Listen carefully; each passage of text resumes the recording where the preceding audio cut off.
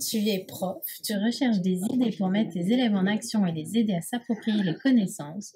Munis-toi de ton caddie, ton plus beau tote bag et récupère plein d'astuces grâce à cette vidéo.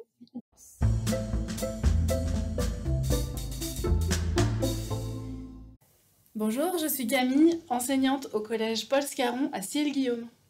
Et moi, je suis Améline, enseignante au collège de Bercé à Montval-sur-Loire. Dans cette vidéo, nous allons vous présenter des exemples de manipulation à mettre en œuvre dans votre classe, peu importe la discipline ou le niveau. On y va? C'est parti!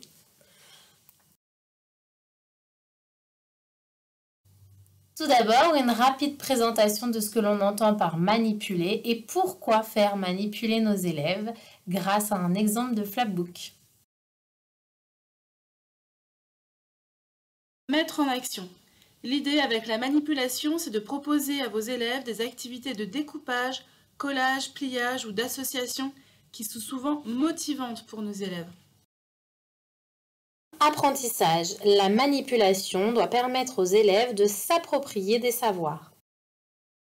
La manipulation, c'est l'occasion de découvrir de nouvelles façons d'apprendre et de réviser pour mieux se connaître. On pourra aussi proposer des outils qui vont suivre l'élève dans son parcours d'apprentissage. I comme interagir. La manipulation peut se faire seule, en autonomie ou alors entre pairs. Pause. La manipulation, c'est l'occasion aussi de faire une pause dans les apprentissages pour prendre le temps de fixer les acquis. Utilisable. Nous allons proposer aux élèves des outils qu'ils vont pouvoir conserver, dont ils vont pouvoir se resservir, à la maison par exemple, soit tout seul ou avec les familles. Proposer des visuels attractifs, insolites ou inhabituels. Créer un effet de surprise et permettre à l'élève de personnaliser son outil.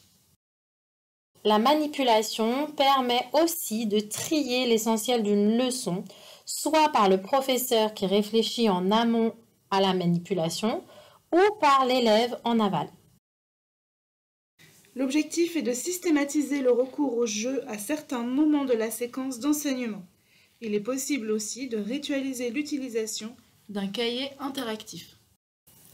Place aux exemples. Nous allons vous montrer des idées d'activités à mettre en œuvre dans vos classes. C'est parti!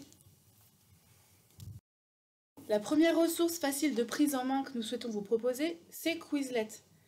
Le site permet d'associer un mot à une image, ou bien une notion à sa définition, ou encore un calcul à sa résolution, et il propose différents modes de jeu tout en permettant l'autocorrection. La seconde ressource, c'est Cartacharis. Elle propose de créer ou de récupérer des memories autocorrectifs. Il existe de nombreux exemples du cycle 2 au cycle 4 et vous pouvez créer les vôtres. Pour finir, learningapps.org dispose de nombreux exercices applicatifs que vous pouvez récupérer ou bien créer pour constituer votre catalogue personnel.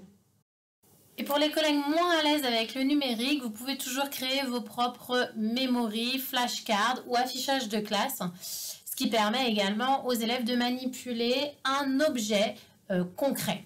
Par exemple, le calendrier de la classe où l'élève va pouvoir choisir des petites vignettes et les coller en fonction de la date du jour. Avec la manipulation, il est possible de créer un prétexte en classe pour l'échange entre pairs, en permettant par exemple à l'élève de poser des questions à ses camarades, en consultant la réponse à l'intérieur. Idem par exemple pour le rebrassage de vocabulaire, en début de séance, à l'oral, en prenant le mot sur l'envers et la définition sur l'endroit par exemple. Vous pouvez aussi vous inspirer des jeux de société qui existent, en choisissant de les reprendre tels quels, ou bien en les détournant. Ainsi, vous pourrez faire travailler le vocabulaire, les notions ou tout un tas de connaissances avec un double, un qui est ou un jeu de cette famille. L'idée, c'est à chaque fois de garder en tête que l'élève réinvestit une connaissance, il la manipule, il est dans une situation d'apprentissage. Toi, Amélie, en classe, tu utilises un Labook. Est-ce que tu peux nous expliquer comment tu t'es organisée pour le faire? Je distribue un document, un support déjà tout prêt à mes élèves. Ils n'ont plus qu'à découper, plier, coller. Et puis, ça nous donne ce résultat, des petites fenêtres à ouvrir avec toujours la règle au-dessus et à l'intérieur, un exemple d'application de la leçon. Voici un autre exemple avec une fleur qui nous permet d'apprendre l'heure en espagnol. Toujours le même principe, la règle au-dessus et à l'intérieur, des exemples. On peut imaginer un croquis en sciences ou reprendre une frise chronologique en histoire géo par exemple.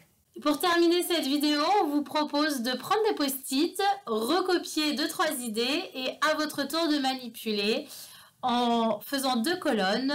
Manipuler c'est et manipuler ce n'est pas. Alors Camille, qu'est-ce que tu nous proposes comme post-it? Premier post-it, c'est motivant. Est-ce que manipuler, c'est motivant? Manipuler, c'est faire du bricolage. Manipuler, c'est pour les élèves ou bien ce n'est pas pour les élèves? Est-ce que c'est onéreux? Est-ce que cela consiste en la manipulation d'un objet? C'est réservé aux créatifs? C'est pour les familles. Et enfin, manipuler, est-ce que c'est retenir l'essentiel? On vous laisse nous donner vos réponses en commentaire et bien sûr nous dire ce que vous mettez en place dans vos classes pour manipuler ou bien ce que vous avez choisi de créer à l'issue de cette séance. On vous remercie de nous avoir écoutés et on vous dit à bientôt sur la chaîne Happy Prof. Au revoir!